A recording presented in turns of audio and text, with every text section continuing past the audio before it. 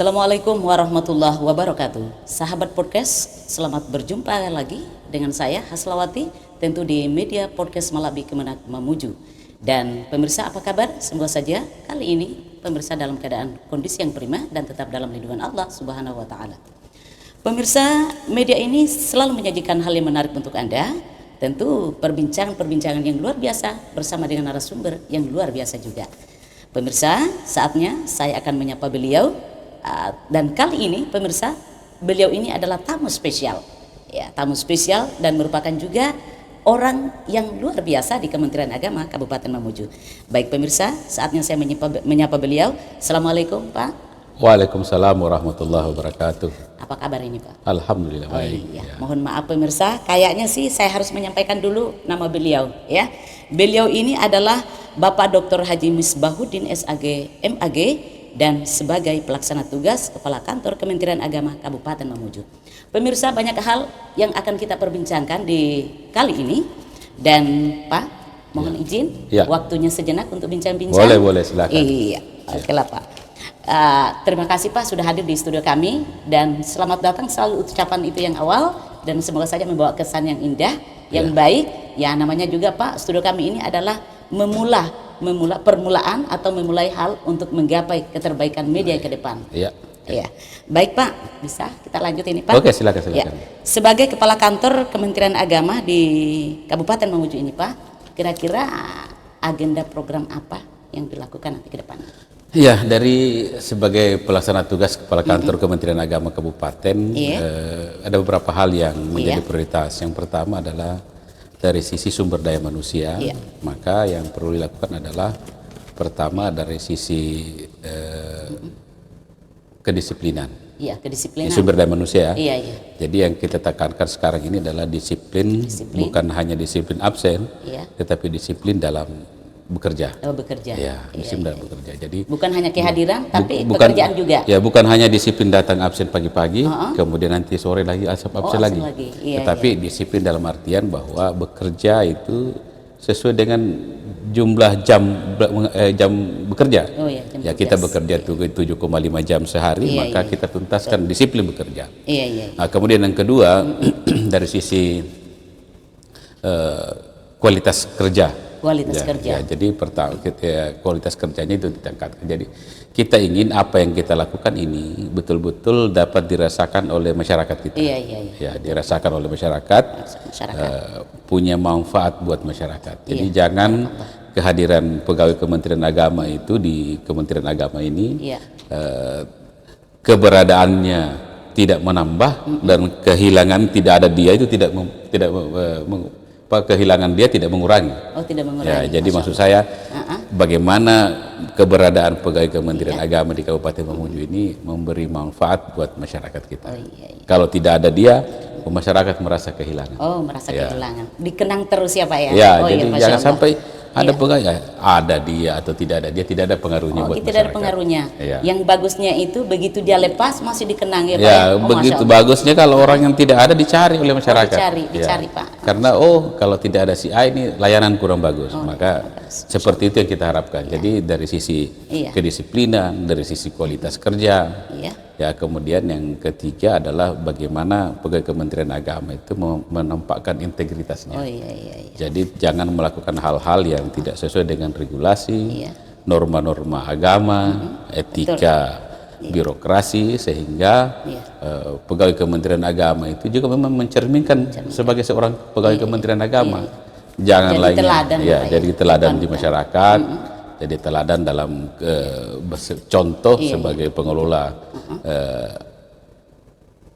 kegiatan pemerintahan yang betul-betul akuntabel dalam pelaksanaan setiap aktivitas di Kementerian Agama ini. Baik Pak, kita lanjut lagi nih Pak. Mudah-mudahan masih selalu ada waktu untuk bincang-bincang kali ini. Sebagai Kepala Kantor Kementerian Agama Kabupaten Mamuju Pak, bagaimana sih upayanya Bapak meningkatkan anggaran di Kementerian Agama di Kabupaten Mamuju? Jadi pertama kan kita ini diberi anggaran oleh Kementerian Agama Provinsi. Jadi yang membagikan anggaran adalah ke kita. Jadi pertama adalah kita harus memperbaiki proses perencanaan di kabupaten. Apa sih kebutuhan kita? Jadi jangan kita membuat perencanaan berdasarkan kemauan. Tetapi kebutuhan. apa yang menjadi kebutuhan kantor Kementerian Agama Kabupaten kita buat. Nah, setelah itu kita komunikasikan dengan Kanwil, terutama di bagian perencanaan, bahwa seperti ini yang kita butuhkan. Ya contoh misalnya di Kemenak Mamuju ini, saya melihatnya belum punya PTSP. Padahal kita ini adalah kantor Kementerian Agama yang ada di kota. Kota provinsi. Oleh sebab itu maka dibutuhkan adanya pelayanan terpadu satu pintu dalam memberikan pelayanan kepada masyarakat. Nah, kami alhamdulillah telah berupaya mengkomunikasikan itu. Mudah-mudahan tahun depan kita bisa bangun PTSP di Kementerian Agama Kabupaten Mamuju. Insya Allah. Iya. Berarti melakukan hal sesuatu itu ya Pak ya, bukan dasar keinginan, tapi kebutuhannya Pak ya. Masya Allah, ya, luar biasa. Baik Pak. Ini Pak terkait dengan Pelhut ini, pelayanan haji terpadu. Bagaimana program kerjanya Bapak? Bagaimana program kerja Bapak yang dilakukan nanti dalam mewujudkan pelayanan haji terpadu di Kabupaten Mamuju? Ya, tentunya kan pertama kalau kita bicara layanan, berarti kita bicara sumber daya manusia, kita bicara sarana dan prasarana, kita bicara sistem. Sistemnya juga. Kita bicara tentang sumber daya manusia, saya yakin bahwa di Kementerian Agama Kabupaten Mamuju ini sumber daya manusia sudah cukup. Baik dari sisi kuantitas dari segi kualitas juga saya kira lumayan. Nah, tinggal mungkin yang kita benahi dari sisi sikap. Dari pelayanan. Karena kita kan etikanya dalam memberikan pelayanan itu harus memberikan pelayanan yang terbaik buat masyarakat. Jadi datang harus senyum, disapa, diberi salam. Kita memperlakukan masyarakat itu sebagai raja dalam pelayanan. Tamu itu adalah raja Pak ya. Kemudian yang kedua, dari sisi sistem saya kira sistem kita kan sudah ada Siskohat, saya kira tidak ada masalah. Nah, yang ketiga adalah sarana. Nah, mudah-mudahan kita berharap pada tahun 2025 di Kemenak Mamuju ini bisa dibangun juga Pelhut. Jadi gedung Pelhut supaya di samping SDM-nya sudah bagus, sistemnya sudah bagus, kalau sarananya juga bagus, semakin luar biasa pelayanan kita terhadap masyarakat. Baik Pak, sedikit ini Pak, kita merembet sedikit ke kantor wilayah ini Pak, karena melihat posisinya Bapak adalah Kepala Bidang Pendidikan Madrasah di Kanwil Sulbar. Nah, sebagai Kepala Kantor Kementerian Agama yang saat ini juga sebagai Kepala Bidang Pendidikan Madrasah Kanwil Kemenak Sulbar Pak, maka kami ingin menanyakan ini sedikit Pak, upaya meningkatkan kualitas madrasah itu di lingkungan Sulbar ini seperti apa, khususnya di wilayah Mamuju Pak? Jadi sekali lagi kita melihat pada bagaimana memanage pendidikan ini. Ya, dari satu sisi lagi saya kembali lagi, jadi pendekatan yang saya lakukan adalah pendekatan manajemen. Yang pertama kita lihat dari sisi sumber daya manusia. Nah, yang kita benahi pertama kita benahi adalah guru dan tenaga kependidikan. Guru itu yang mengajar di kelas, kemudian tenaga kependidikan termasuk kepala madrasah, pengawas, pustakawan, laporan. Nah, itu yang kita benahi. Nah, di sisi SDM ini ada beberapa persoalan. Pertama adalah dari sisi kualitas sumber daya manusia. Jadi kita terus berupaya meningkatkan kualitas. Nah, tahun ini mulai tahun lalu program-program pengembangan keprofesian berkelanjutan itu dengan adanya bantuan-bantuan terhadap Pokja-Pokja. Ya, ada bantuan untuk KKG, MGMP, Pokjawas, KKM dalam rangka meningkatkan kualitas sumber daya manusia. Nah, kemudian yang kedua, masalah yang kita hadapi juga saat ini adalah redistribusi. Jadi sejumlah madrasah itu tidak kekurangan guru, sedangkan di sisi lain ada madrasah yang kelebihan guru.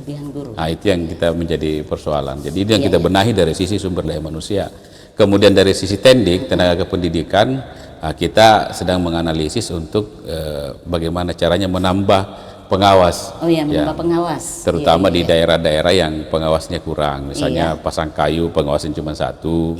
Kemudian Mamuju Tengah juga terbatas, di Mamasa juga terbatas. Itu kita ingin menambah dengan melakukan rekrutmen pengawas, tetapi sampai saat ini masih regulasi terkait dengan impasing pengawas itu masih belum, juknisnya belum ada. Oh begitu ya. Yang ada masih kita ditahan untuk alih fungsi guru menjadi pengawas, itu masih sampai saat ini belum dibuka. Oh belum. Ya. Oh, iya. Nah, dari situ. Kemudian untuk yang tenaga pustakaan dan laboran itu sampai saat ini sangat terbatas di Sulbar. Bahkan kalau tidak salah laboran itu tidak ada di Sulbar. Oh gitu ya. Ya, yang ada adalah guru yang diberikan tugas untuk menjadi penanggung jawab laboratorium, tapi tidak ada tenaga fungsional laboran khusus. Oh iya. Nah, itu. Jadi itu dari sisi sumber daya manusia.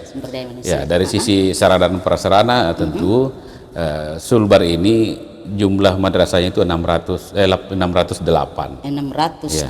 Dari 608 itu cuma 17 yang negeri atau kurang lebih 2,7%. Iya, betul. Nah, jadi 90% lebih itu adalah swasta.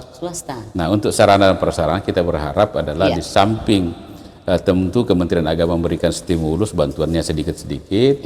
Kita berharap karena ini lembaga pendidikan swasta dikelola oleh masyarakat, maka kita berharap masyarakat banyak berpartisipasi untuk memberikan bantuan terhadap ketersediaan sarana dan prasarana di madrasah. Iya, sangat menarik ini Pak perbincangan kita. Jadi saya tertarik dengan yang tadinya ini Pak, SDM-nya ini Pak, ya luar biasa. Bagaimana Pak, sedikit ini Pak, kita kan ini di Kementerian Agama Pak, madrasah-madrasah itu banyak yang terutama yang swasta Pak ya, banyak yang di pelosok. Nah inilah bagaimana melihat SDM-nya para di madrasah itu, SDM-nya para tenaga tenaga guru ini Pak di madrasah itu. Sementara di pelosok dia ada ini Pak, dia terkendala dengan IT, dengan handphone. Nah, sementara dari pusat diwanti-wanti kitanya ini sekarang memakai itu yang Android. Bagaimana ini Pak? Jadi ada beberapa hal yang harus kita lakukan. Pertama terkait dengan keterbatasan sarana komunikasi, maka tentu dengan adanya bantuan terhadap Pokja, misalnya KKG, MGMP, KKM, maka pertemuan-pertemuan atau pembinaan-pembinaan dilakukan itu dengan hybrid. Pertama menggunakan sistem informasi, yang kedua langsung. Jadi ada dua cara, menggunakan daring dan secara langsung. Jadi daring dan luring. Nah, bagi mereka yang tidak punya jaringan blank spot, maka menggunakan secara luring atau secara langsung pembinaannya. Nah, bagi mereka-mereka yang memiliki jaringan internet, maka mereka setiap saat itu dilakukan pembinaan. Bahkan di Pusdiklat Kementerian Agama Pusat itu ada diklat online. Ada diklat online. Jadi sudah bisa guru-guru kita meningkatkan sumber daya manusianya dengan cara online. Nah, tapi yang tidak ada jaringan tadi seperti saya sampaikan bahwa kita juga melakukan pembinaan secara luring. Betul. Pak, ini sebentar lagi kita akan peringati Hari Santri Nasional. Ya Pak ya. Ah, kira-kira Pak tanggal 22 Oktober nanti Pak, insya Allah kita akan peringati Hari Santri Nasional. Kira-kira sejauh mana kesiapan Kementerian Agama tentang hal ini? Kita sudah 2 kali rapat terkait dengan itu. Alhamdulillah. Kemarin juga kita rapat sore terkait dengan persiapan Hari Santri. Nah, kita berupaya agar supaya peringatan Hari Santri ini kita laksanakan dengan hikmah. Jadi berdasarkan surat edaran dari Pak Sekjen bahwa pelaksanaannya dilaksanakan secara hikmah dan sesuai dengan kemampuan kita. Jadi karena kita sudah putuskan insya Allah tanggal 22 itu kita akan upacara Hari Santri. Ini itu dipusatkan di MTSN 1 Mamuju. Jadi kenapa mengatakan MTSN 1? Nah, sekarang Hari Santri ini bukan hanya miliknya pondok pesantren, tetapi milik masyarakat. Karena Hari Santri ini hari nasional, bukan hari pendidikan pondok pesantren, tapi hari pendidikan nasional, hari santri nasional.